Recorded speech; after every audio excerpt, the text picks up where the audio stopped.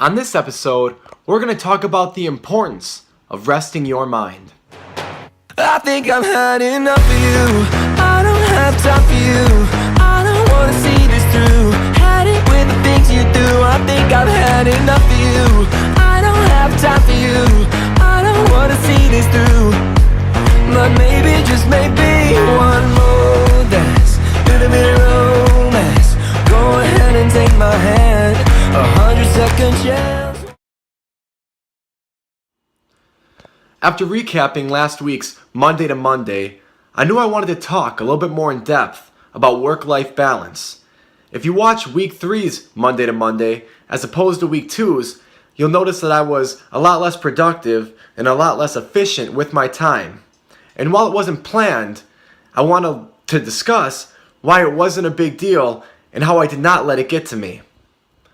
I'm someone who believes that every single second of every single day, I should be running at my highest efficiency and my highest levels of productivity. I'm sure a lot of you watching this video feel the same way about yourselves. This is okay, and this is a good way to feel, but it's simply impossible, and it can actually lead you down a road to being less efficient and put you in a much worse mental state. I can speak from personal experience that when you really expect yourself to always be 100%, to always be go, go, go, you can really get down on yourself and really get in a bad mental spot when you're not. And this is why, specifically, I wanted to talk about this in response to my last Week 3's Monday to Monday. When looking back on what I had accomplished and what I had gotten done, I know that it was far less than what I did the week before and far less than what I typically do. And the old me with a poorer mindset used to get really down on myself when weeks like this would happen. I used to get really down in the sense of, man, you know you could have done more. You know you could have done better. If you really want to accomplish this, that, and these goals down the road, you've got to be getting this done. You can't be taking these days, these hours off. And what I want to stress to you guys is what I learned and how it now impacts me a lot differently.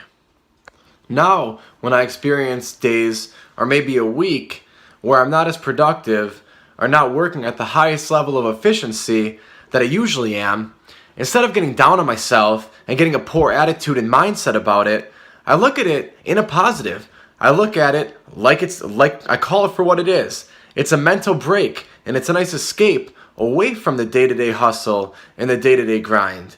No, I'm not saying you can completely shut off. Obviously, I still go to work every day, still do homework. I was still working at every second accounts, still producing content, releasing content, writing new material.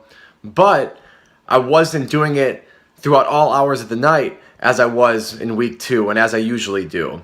And this is so I could catch up on sleep. Sleep is obviously key, and those of you who know me personally know that I truly do value it.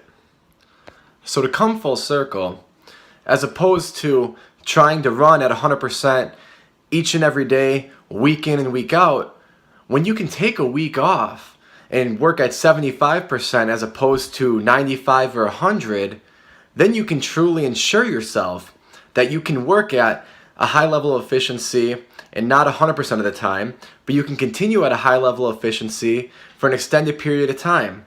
If day in and day out, week in and week out, you're trying to be 100, your mind is going to start to be like a phone battery. 100%, 90%, 80%, etc., etc. So throughout time, even though you may try to keep up with the task, you're eventually going to be less and less productive with what you're up to. So when you can take these couple days or take a week and work at 75 instead of 100, it will actually allow for you to be more productive and work more efficiently for an extended period of time, because you will not be burning yourself out. All in all, listen to your mind and listen to your body. It'll tell you when you're pushing it too far and when you're stretching it too thin. Life is a long-term game, and in any long-term game, you've got to make sure not to risk it all in the short term. And an example of that here is fooling yourself to think that you can run at your highest efficiency day in and day out, week in and week out. You've got to learn to listen to your mind, listen to your body. It'll tell you when it's time for a rest. It'll tell you when it's time for a break, where you need to turn it down from 100 to 80 or 100 to 75%. This will ensure that you'll be able to win in the long term, which is where it matters. Thank you so much for watching this video. As always, I truly do appreciate your time. I hope you found value in the content. Please leave a comment with your thoughts. I'm always anxious to hear them. Thank you again so much for watching. Have a great day.